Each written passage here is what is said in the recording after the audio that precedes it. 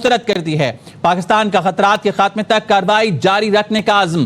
اہم ترین خبر آپ کو دیں، پاکستان نے افغانستان کی جنگ بندی کی درخواست مسترد کر دی۔ پاکستان کا خطرات کے خاتمے تک کارروائی جاری رکھنے کا عزم۔ اہم خبر آپ کو دیں، پاکستان نے افغانستان کی جنگ بندی کی درخواست مسترد کر دی ہے۔ پاکستان کا خطرات کے خاتمے تک کارروائی جاری رکھنے کا عزم۔ افغانستان کی طرف سے بارڈر پر بیلسٹک فائرنگ کی گئی تھی اور اب پاکستان نے افغانستان کی جنگ بندی کی درخواست مسترد کر دی ہے۔ بریگیڈیئر ریٹائرڈ حارث نواز صاحب ہمارے ساتھ ہیں۔ حارث صاحب، پاکستان نے افغانستان کی جنگ بندی کی درخواست مسترد کر دی اور کہا ہے پاکستان کا خطرات کے خاتمے تک کارروائی جاری رکھنے کا عزم ہے۔